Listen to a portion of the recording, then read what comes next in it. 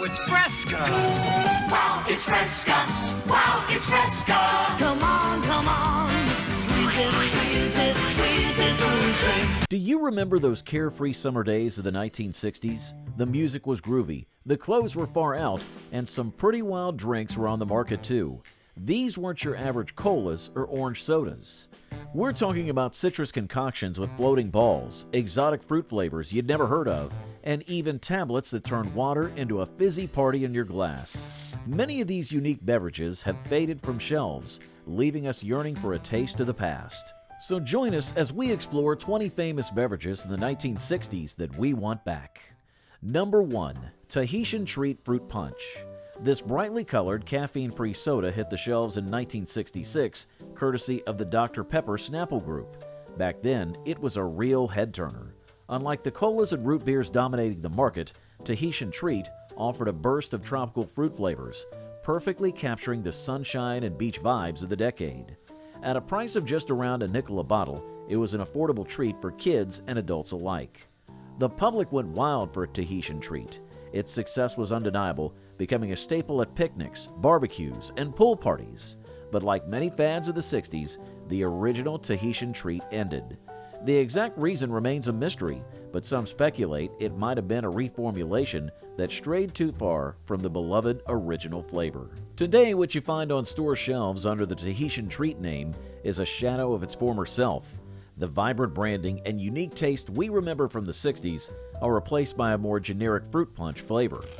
The vibrant nostalgia of Tahitian Treat Fruit Punch fades into a mere shadow of its former self.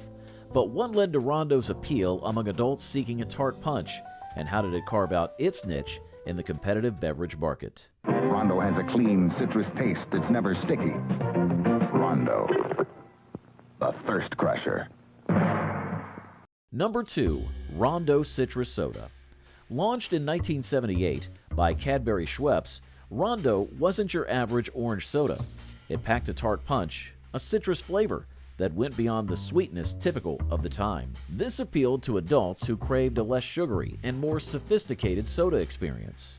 Rondo boasted a distinct identity, which was showcased in commercials where people crush cans to emphasize its thirst-crushing prowess. Its competitive price point attracted fans seeking a tangy citrus flavor.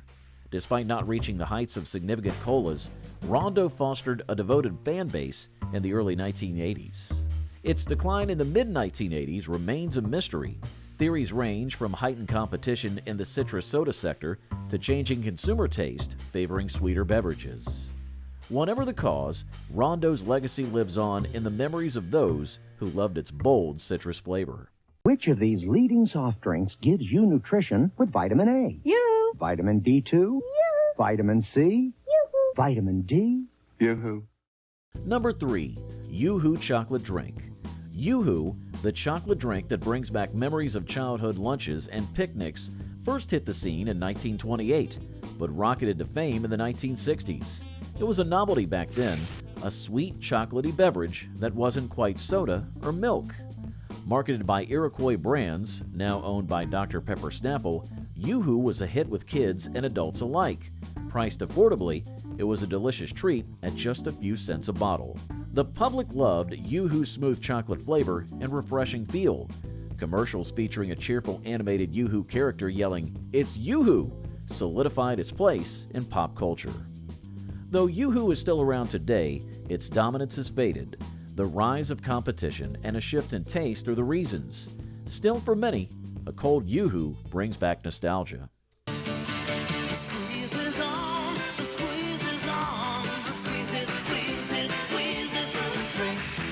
Number 4. Squeeze It. Squeeze It wasn't your average juice box. Debuting in 1985 by General Mills, these vibrantly colored plastic bottles contain fruit-flavored drinks and a whole lot of fun. The name said it all. You had to squeeze the wacky character-shaped bottle to get the juice out. Flavors like Chucklin' Cherry and Grumpy Grape, as well as silly names and cartoon characters molded onto the bottles, were a hit with kids. Squeeze It wasn't just about the taste, it was an interactive experience. Kids got a playful drink and a little toy in one for a few cents a bottle. Limited edition, mystery flavors, and even color-changing options added to the excitement. Squeeze-It became a lunchbox staple throughout the 80s and 90s. However, by the early 2000s, Squeeze-It's popularity fizzled out. The rise of juice pouches and a shift towards healthier drink options were the culprits. Despite a short-lived reappearance, Squeeze-It remains a fond memory for many. They represent a time when beverages were as much about fun and playfulness as quenching thirst. As the nostalgia of Squeeze-It fades into memory, what led to Hires Root Beer's decline amidst the fierce competition of the soda wars, ultimately dimming its once iconic status. Here comes Hires Root Beer, still caffeine-free with luscious taste and a foamy trace. Number 5. Hires Root Beer. In 1876, Philadelphia pharmacist Charles Hires whipped up a root beer extract, making him the first to sell the beverage commercially. By the 1960s, Hires Root Beer was a household name, enjoyed for its sweet, sassafras-flavored taste. Priced competitively, it was a go-to choice for picnics, barbecues, and backyard gatherings. The public loved Hires Root Beer. Its iconic frosted mug logo and a catchy jingle, Hires Root Beer makes your thirst go bye-bye, were ingrained in pop culture. However, competition grew fierce in the soda wars in the 1960s and 1970s. Newer brands with bolder flavors and aggressive marketing began to steal Hires' thunder. Hires Root Beer slowly faded from the spotlight despite reformulations and new product lines. By the early 2000s, Hires was a shadow of its former self. While it's still available in some areas, it lacks the national presence and popularity it enjoyed in the 60s. Hawaiian punch, oh, sail away on the tropical day. Go Hawaiian punch.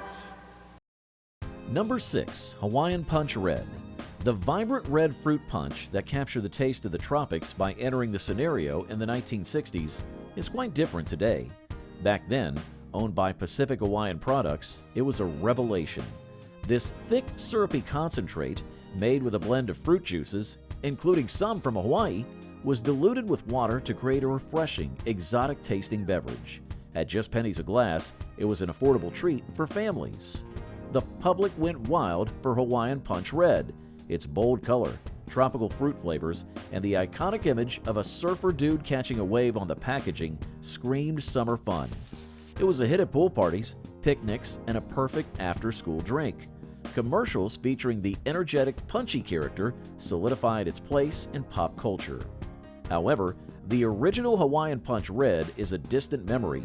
Over the years, the recipe has been reformulated, with the fruit juice content significantly reduced and replaced with artificial flavors and sweeteners.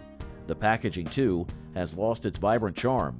While Hawaiian Punch Red is still available today, it's a far cry from the original taste and experience that defined summer refreshment in the 1960s. Country Club malt liquor is easier to like. Number 7. Country Club Malt Liquor.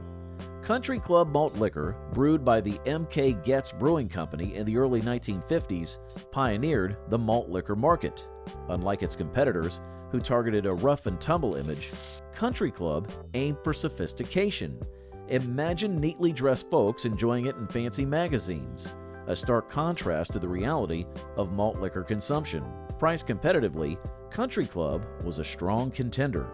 Packaged in smaller 8-ounce cans, it offered a more controlled way to experience the higher alcohol content than beers. The public reaction was mixed. Some enjoyed the extra kick, while others found it harsh. Despite its initial success, Country Club's popularity waned over time. The disconnect between its upscale marketing and the reality of the malt liquor consumption might have played a role. By the late 20th century, Country Club malt liquor became a niche product, while the Pabst Brewing Company, which acquired M.K. Getz, still produces it today. It's a shadow of its former self.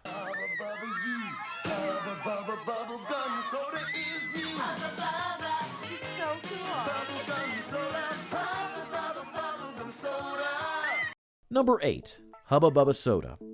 William Wrigley Jr. Company, famous for their Hubba Bubba bubblegum, decided to try their hand at soda in the late 1960s. Thus, Hubba Bubba Soda entered the scene, a sugary and brightly colored beverage that promised to capture the iconic bubblegum taste in liquid form.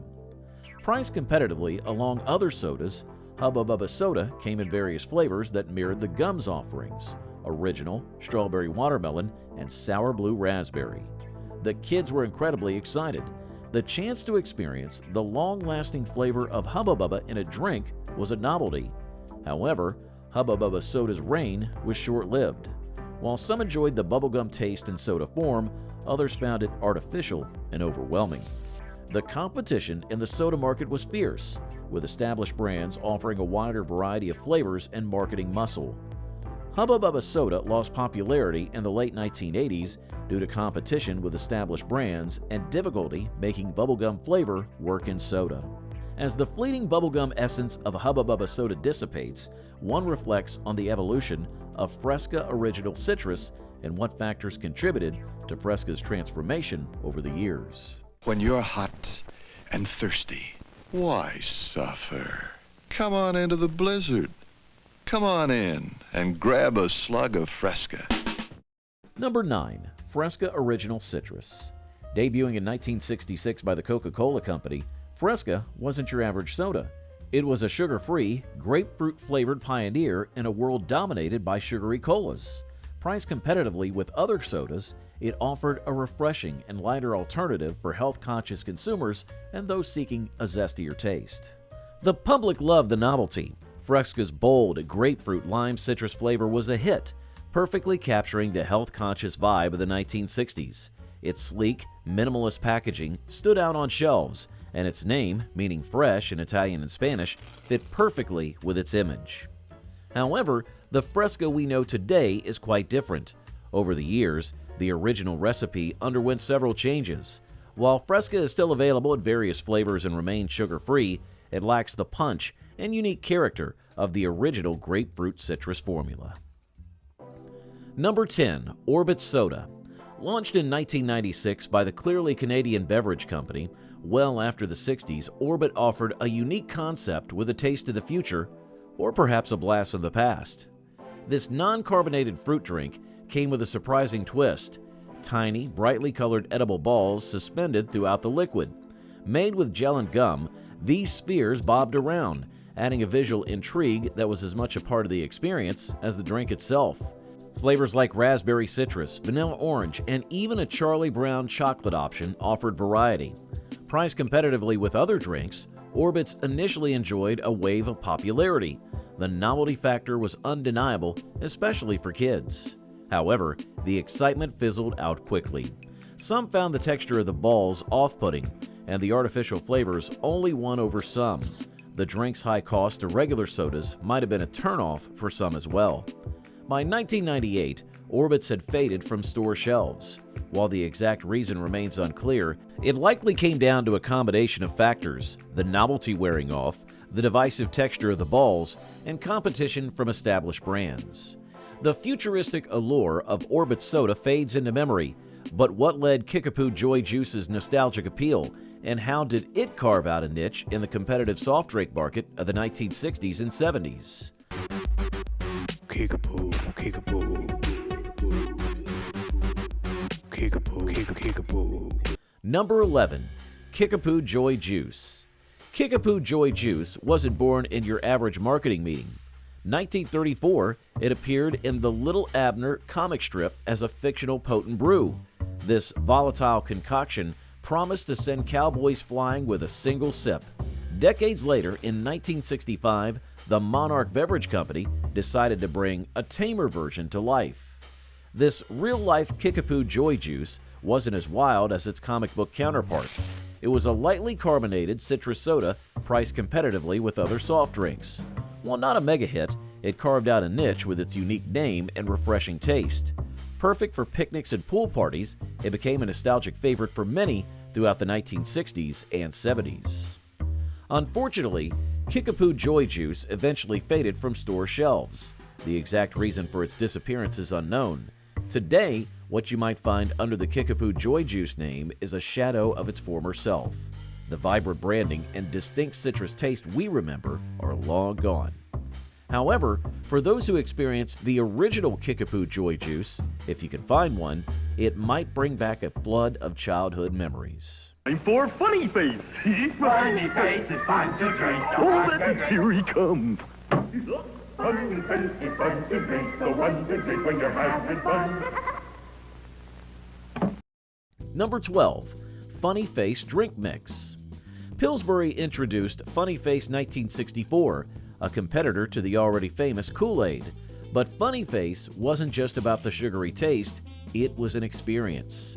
Funny Face, with characters like Goofy Grape and Rootin' Tootin' Raspberry, became a kid's favorite due to the catchy commercials. Affordable and fun, it transformed water into colorful drinks. Though reminiscent of Kool-Aid, it stood out with its playful characters and vibrant packaging. However, flavors like Injun Orange and Chinese Cherry were renamed due to sensitivity concerns. Despite its initial success, Funny Face slowly faded over the years. By the early 2000s, most original characters and flavors were replaced by more generic options. While the Funny Face name might still be around today, it's a far cry from the character-driven drink mix that captured imaginations in the 1960s. Next time, take a good look at the price. For flavor and value, Jolly Good's got it. Number 13. Jolly Good Soda. Debuting in 1966, this was something other than your national brand soda.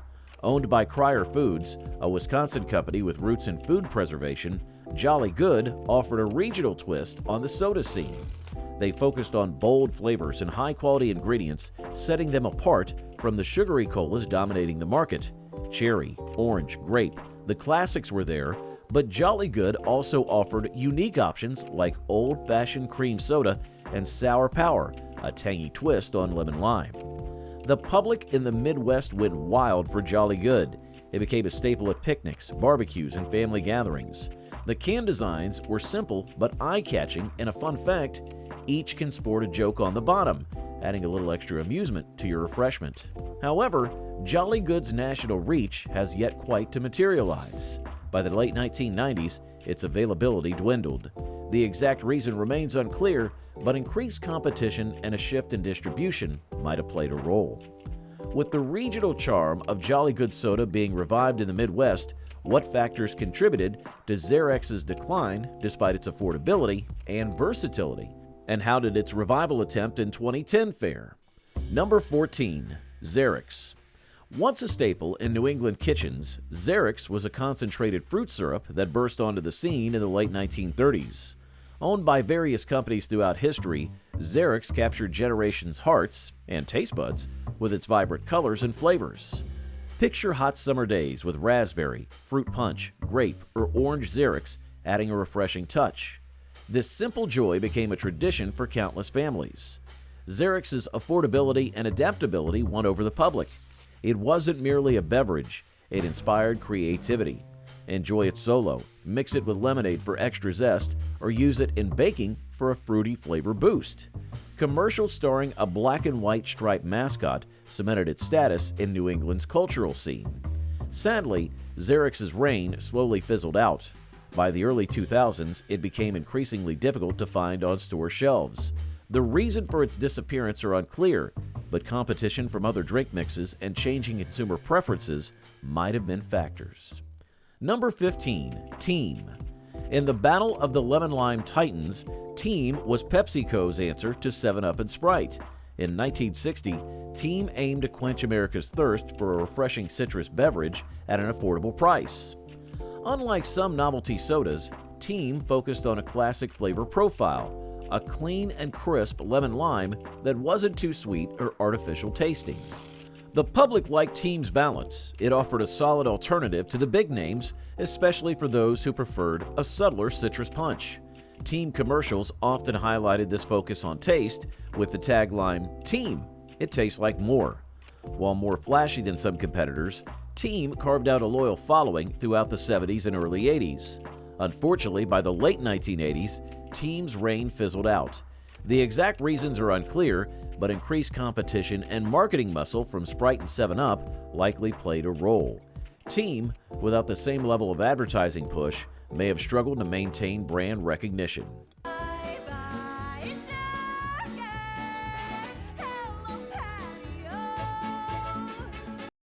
Number 16. Patio Diet Cola. In the early 60s, the diet soda game was heating up, and PepsiCo would take advantage of it. In 1963, they introduced Patio Diet Cola, a challenger to the throne held by Diet Right. Priced competitively with other sodas, Patio aimed to be a calorie-conscious alternative for those watching their weight, but with the refreshing taste of cola. Patio faced a tepid response from the public, with its diet option criticized for its bland flavor compared to regular cola. However, it innovatively expanded its offerings to include flavors like orange and grape, briefly broadening its appeal. Yet Patio's fate was sealed when PepsiCo introduced Diet Pepsi in 1964, which closely mimicked the taste of regular Pepsi without sugar. Diet Pepsi swiftly overshadowed Patio, leading to its decline by the mid-1960s. As the fizz of Patio Diet Cola dissipates, what factors led to Genie's rise in popularity and eventual decline in the U.S. market, contrasting with its continued presence in Europe? Number 17. Genie. As its slogan proclaimed, Genie, the hottest cold drink, was a French import that took the 1960s by storm. Created by Perrier in 1971, though launched in the U.S. in the 1960s, it wasn't your mediocre lemon-lime soda. Genie offered a unique twist, a perfectly balanced blend of sweet and tart, with a touch of quinine for a subtle bitterness. Priced competitively with other sodas, it was a refreshing choice for those seeking something different. The public loved Genie's bold flavor profile. Unlike its American counterparts, Genie was fearless in being more complex. Commercials featuring energetic characters and bold visuals solidified its place in pop culture. However, Genie's reign in the U.S. market proved short-lived. By the late 20th century, it became increasingly difficult to find. The exact reasons for this are unclear, but increased competition and a shift in consumer preferences towards sweeter sodas might have been factors. What's that?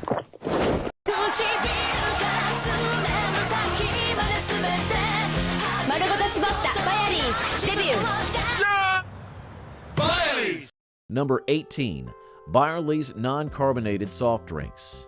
Set up in 1923 by the Frank W. Byerly Company in California, Byerly's offered a unique concept, non-carbonated fruit drinks. This was when sugary colas dominated the market, so Byerly stood out as a refreshing alternative. Byerly's Orangeade was the show's star, but the brand offered a variety of flavors like grape, strawberry, and even a pineapple orange blend. Priced competitively with sodas, they were a healthy-ish choice for families. The company even developed its automated juicing and bottling system, ensuring quality and freshness.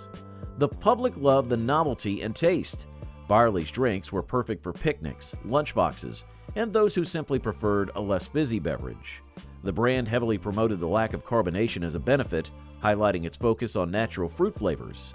For many, Byerly's became a go-to drink throughout the 1950s and 60s. However, Byerly's reign eventually fizzled out. In 1943, it was acquired by General Foods, and the focus shifted toward wider distribution rather than innovation. By the 1970s, the rise of juice boxes and new marketing strategies from competitors chipped away at Byerly's market share. I like my orange to be really orange, so I drink the orange soda with real orange juice in it. I stand on White Rock. Number 19. White Rock Beverages specific flavors. White Rock Beverages, a brand that's been around since 1871, was a flavor explosion. It was founded by pharmacist H.M. Culver in Waukesha, Wisconsin. Back then, they weren't just about plain seltzer or primary cola. White Rock offers a mind-bending journey with unique and exotic flavors for your taste buds. Imagine sipping on a frosty, prickly pear soda, savoring the tartness of the desert fruit. Or perhaps a black cherry soda wasn't your thing, and you crave the tropical twist of a mango, or even a berry, a mix of blueberry and raspberry. White Rock had it all at a price comparable to other sodas. Bold flavors enchanted consumers, offering a flavorful journey from local shelves. Ads evoked exotic lands, enticing viewers with every sip. While White Rock's drinks were a delightful departure from convention, not all flavors endured. Many vanished by the late 20th century, perhaps due to changing taste and evolving trends. Today's selection focuses on classic flavors and modern trends, leaving passion fruit and guava sodas of the 1960s as cherished memories. After the exotic flavors of White Rock beverages fade into memory, what led to Fizzy's initial success, and how have they fared in the ever-evolving beverage market since their heyday in the 1960s? Drop of Fizzies in a glass, watch the magic come to pass. Fizzies bubble and fizz, they're so exciting. Number 20. Fizzy's Drink Tablets. Let's think of a world where you could customize your soda at home. No syrups or concentrates needed. In the 1950s, the Emerson Drug Company introduced Fizzy's Drink Tablets, a revolutionary and fun way to create a fizzy drink. These tablets, priced at just pennies each, offered a cheap and convenient alternative to pre-made sodas. Dropping a Fizzy's tablet into water was pure magic for kids. It fizzed, dissolved, and turned plain water into a tasty drink. Flavors like grape, cherry, orange, and root beer let you choose your favorite for the day. The public, especially families with children, loved the novelty and affordability of Fizzies. It was a fun and interactive way to enjoy a fizzy drink. Even with their initial success, Fizzies have yet to fizzle out entirely, but their presence has shrunk. Several reformulations and revivals have occurred, with the last major relaunch happening in the 2000s.